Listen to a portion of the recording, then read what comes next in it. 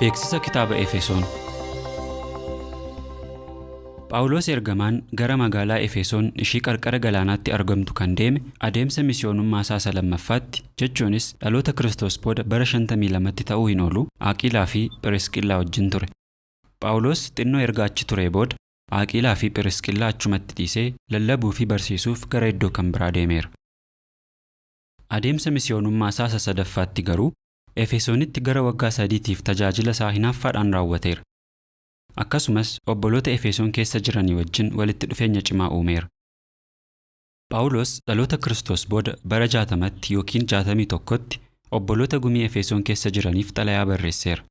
Xalayaa kana kan barreesse Roomaa keessatti yeroo eegumsa jala ta'ee murtii isaaf kennamu eeggachaa turettidha. Xalayaan warra Efesooniif barreeffame kun boqonnaa 6 qaba. Boqonnaan tokko Waaqayyo bulchiinsa tokko yookiin karaa itti maatii isaa bulchu hundeessuuf kaayyoo akka qabu dubbata. Qophiin kun namoonni samiirra jiraachuuf filatamanii fi namoonni lafarra jiraachuuf abdii qaban karaa Kiristoosiin Yihuwaa wajjin tokkummaa akka qabaatan godha. Boqonnaa 2 irratti Phaawulos seera Musee girgiddaa Yihuudootaa fi namoota Yihuudoota hin taane yeroo dheeraadhaaf adda baasee turetti fakkeesseera. Aarsaan du'a Yesuus garuu kakuu seerichaa hambisuudhaan girgiddaa garee lamaan kana gidduutti dallaa ta'ee ture diigeera.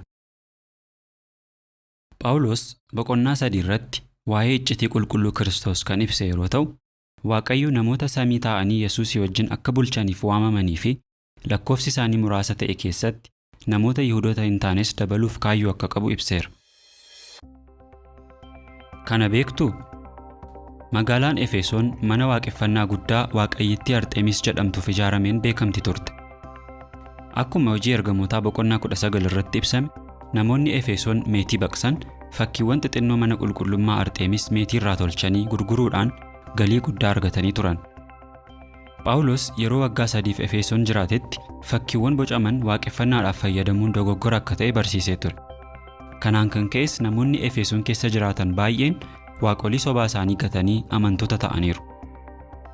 Namoonni waaqolii sobaa sana tolchanii gurguran garuu kanatti baay'ee waan aaraniif jeequmsi akka ka'u godhanii turan.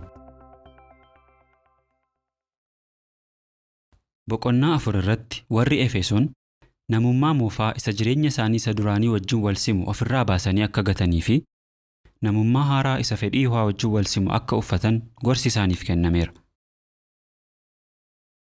Boqonnaa 5 irratti Phaawulos warri Efesoon jaalalaan deddeebi'uu isaanii akka itti fufan isaan jajjabeesseera.